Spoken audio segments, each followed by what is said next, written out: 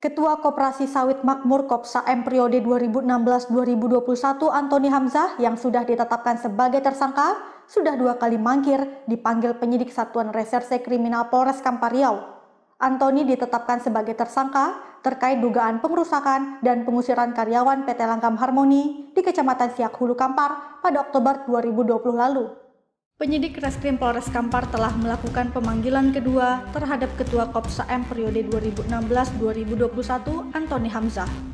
Pemanggilan kedua itu untuk dilakukan pemeriksaan Ketua Kopsa M sebagai tersangka atas kasus dugaan pengerusakan, pengancaman, dan pengusiran karyawan PT Langgam Harmoni di Desa Pangkalan Baru, Kecamatan Siak Hulu Kampar, Oktober 2020 lalu.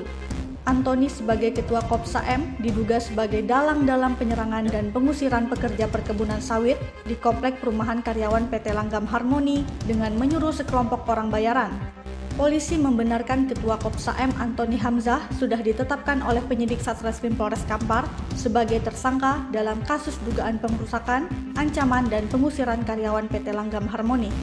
Betul, untuk Saudara AH selaku Ketua Kopsa M yang lama itu memang telah ditetapkan oleh penyidik Satreskrim Polres Kampar sebagai tersangka. Kemudian sudah dilakukan 2 kali pemanggilan kepada yang bersangkutan, namun yang bersangkutan tidak kooperatif, tidak memenuhi panggilan tersebut. Untuk selanjutnya kita akan berikan surat perintah untuk membawa yang bersangkutan. Polisi akan menerbitkan surat perintah untuk membawa Antoni untuk diperiksa karena yang bersangkutan sudah 2 kali mangkir dari pemanggilan pemeriksaan.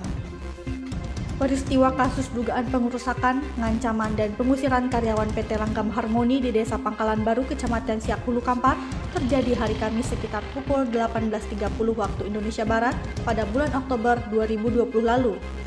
Dalam kejadian itu, rumah karyawan dirusak dan bahkan harta benda mereka dijarah oleh ratusan massa yang melakukan pengusiran itu. Dalam kasus ini, Satreskrim Polres Kampar telah menetapkan 2 orang tersangka pengerusakan rumah karyawan PT Langgam Harmoni. Dari Kampar Riau, Indra Yosrizal, iNews melaporkan.